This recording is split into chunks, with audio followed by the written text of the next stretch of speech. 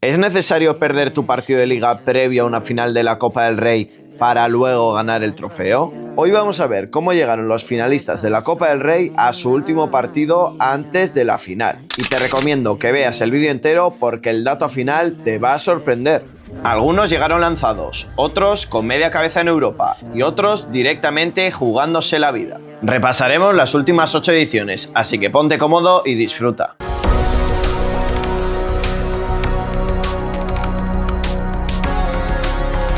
Vamos a ir en orden cronológico inverso, es decir, de más reciente a más antiguo. Así que vamos a empezar por la de este año. Atlético de Madrid, Real Sociedad.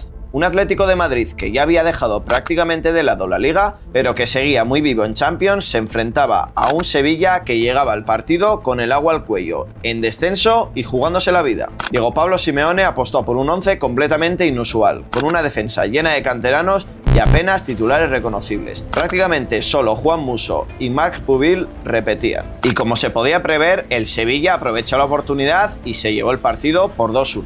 En cambio, la Real Sociedad llegaba con un objetivo muy distinto: meterse en Europa. Enfrente, un Deportivo Alavés en una situación límite, muy similar a la del Sevilla. El partido fue una auténtica locura, con errores constantes de ambos equipos y un intercambio de golpes que parecía no tener fin.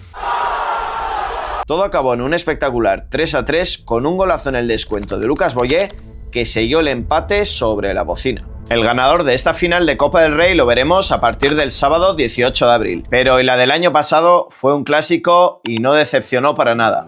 El FC Barcelona llegaba vivo en las 3 competiciones y para mantenerse líder en la Liga tenía que imponerse al Real Club Deportivo Mallorca en una exigente jornada intersemanal. Hansi Flick decidió rotar y dejó en el banquillo a piezas clave como Rafinha o Frenkie de Jong. Pero aún así, los blaugranas sacaron adelante el partido. Un solitario gol de Dani Olmo bastó para firmar una victoria por la mínima. En el otro lado, el Real Madrid llegaba tocado, eliminado de Champions a manos del Arsenal de Declan Rice. Con todo centrado en la Liga y en la final de Copa, los de Carlo Ancelotti se enfrentaron al Getafe de Don José Bordalás. Y también resolvieron por la mínima, gracias a un gol de Arda Güler. Kylian Mbappé ni siquiera entró en la convocatoria, todavía lesionado tras el partido ante el Arsenal. Y así llegamos al 26 de abril de 2025, una final de Copa del Rey llena de emoción, goles y prórroga. Cuando todo parecía decidido hacia los penaltis, apareció Jules Koundé en el minuto 116 con un auténtico golazo cruzado desde fuera del área que terminó dando el título a los blaugrana. Y si la forma de ganar del Barça fue épica, esperaros al siguiente. El Athletic Club de Ernesto Valverde llegaba lanzado en 2024, con una racha espectacular de victorias y Europa prácticamente asegurada. Pero justo antes de la final tocaba medirse al Real Madrid, un equipo casi imbatible ese año en Liga. Valverde rotó a jugadores clave como Íñigo Ruiz de Galarreta, Yuri Berchiche o Nico Williams, y los blancos lo aprovecharon, llevándose el partido 2-0 con un doblete de Rodrigo. Enfrente, el Real Club Deportivo Mallorca vivía una historia muy distinta. Cerca del descenso en Liga, pero firmando una Copa del Rey espectacular. Habían eliminado al sorprendente Girona y también a la Real Sociedad en penaltis.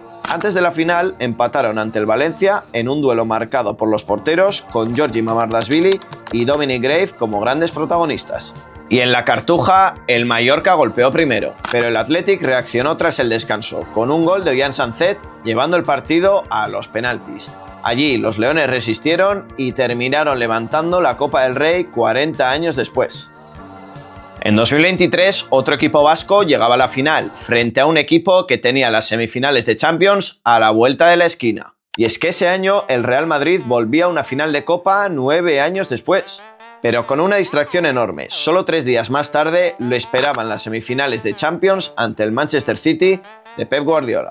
Por eso Carlo Ancelotti rotó en el Real Arena ante una Real Sociedad que acabaría clasificándose para Champions y ganándoles 2-0, dejando fuera piezas clave como Vinicius, Fede Valverde o Karim Benzema. Enfrente, Club Atlético Osasuna hacía historia. Los de Yagoba Arrasate habían eliminado al Athletic Club y se metían en una final 18 años después. Antes de ese partido se enfrentaron a un FC Barcelona prácticamente campeón de Liga, con una rotación masiva en la que solo Lucas Torro y Aimar Oroz repetirían en la final. Aún así, compitieron hasta el final cayendo 1-0 con un gol tardío de Jordi Alba. Y en la final el título acabó siendo blanco. Rodrigo firmó un doblete para darle la Copa al Madrid. Lucas Torró llegó a empatar con un auténtico golazo, pero Osasuna no tuvo respuesta para el segundo golpe del brasileño. De cara a 2022, un equipo que no jugaba la final desde el 2005 y otro que tenía un campeonato muy reciente llegaban hasta la tanda de penaltis. El Real Betis llegaba a la final en un gran momento de forma, peleando por puestos europeos y con un juego muy sólido durante toda la temporada. Antes de la final, los de Manuel Pellegrini presentaron un 11 con mezcla de titulares y suplentes ante el Elche, un equipo que se jugaba la permanencia, y acabaron derrotados por 0-1 en un partido muy competido. Del otro lado estaba el Valencia, que no estaba firmando una gran temporada en Liga, pero que había encontrado en la Copa una vía para salvar el año. Los de José Bordalás venían de un duelo muy exigente ante el Villarreal en el que cayeron 2-0. Con un dato muy llamativo, de todo el 11 titular, solo Carlos Soler repetiría en la final. Ese 23 de abril, el Betis se adelantó primero, pero el Valencia lograría empatar. Pero todo se decidió en los penaltis, donde los verdiblancos terminaron imponiéndose con ese gol para la historia de Juan Miranda para levantar la Copa del Rey. La siguiente edición solamente tuvo un color y una circunstancia nunca antes vista, que esta y la anterior se jugaron en un lapso de 15 días. El FC Barcelona llegaba a la final en uno de sus mejores momentos de la temporada, pero con un golpe reciente en Liga. Los de Ronald Koeman venían de perder el Clásico ante el Real Madrid, un resultado que les hacía caer al tercer puesto con el liderato del Atlético de Madrid a solo 2 puntos. Enfrente estaba el Athletic Club, que volvía a una final apenas unas semanas después de haber disputado otra y con una lacra mental importante. Los de Marcelino llegaban tras empatar 0-0 en casa ante el Alavés, un equipo en descenso, en un partido marcado por las rotaciones. Pero en la final no hubo color. El Barça fue muy superior y con un Leo Messi estelar terminó levantando la Copa del Rey. La siguiente edición sería muy especial para el pueblo vasco, pero se vio un poco frustrada porque no tuvo acceso al público. La final de 2020 enfrentaba a dos viejos conocidos, la Real Sociedad y el Athletic Club, pero el contexto era completamente atípico, ya que el partido se disputó en 2021 tras el parón provocado por la pandemia. La Real Sociedad llegaba en un momento competitivo, aunque con un golpe duro justo antes de la final. Los de Imanol Alguacil venían de caer 1-6 ante el Barça, en un partido en el que apenas rotaron, aprovechando el parón de selecciones de marzo. Enfrente, el Athletic llegaba con un contexto muy distinto. Los de Marcelino jugaron en casa ante el Eibar, un equipo que estaba en descenso, y empataron 1-1 en un partido en el que apenas rotaron, también condicionado por ese parón. Aquel 3 de abril de 2021 todo se decidió por un detalle. Un penalti transformado por Mikel Oyarzábal fue suficiente para darle el título a la Real Sociedad, en un derbi vasco para la historia. Y el último que vamos a ver hoy fue una sorpresa porque el favorito venía de ganar las últimas 4 ediciones de Copa del Rey. La final de 2019 enfrentaba al FC Barcelona y al Valencia, un Barça que llegaba como gran favorito tras haber ganado ya la Liga. Los de Ernesto Valverde venían de empatar 2-2 contra el Eibar en la última jornada, con todo decidido para el campeonato doméstico. Enfrente, el Valencia llegaba con una mezcla de desgaste y motivación. Los de Marcelino venían de caer en semifinales de Europa League ante el Arsenal, pero antes de la final firmaron una victoria sólida por 0-2 ante el Real Valladolid ya salvado. Ese día en el Benito Villamarín saltó la sorpresa. El Valencia golpeó primero con goles de Kevin Gameiro y Rodrigo Moreno. El Barça recortó distancias con Messi, pero no fue suficiente y los valencianistas terminaron levantando la Copa del Rey.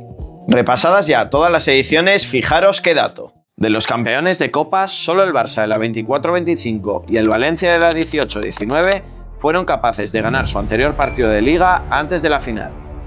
En cuanto a los subcampeones, hay un único ganador, que casualmente fue el Real Madrid de la 24-25.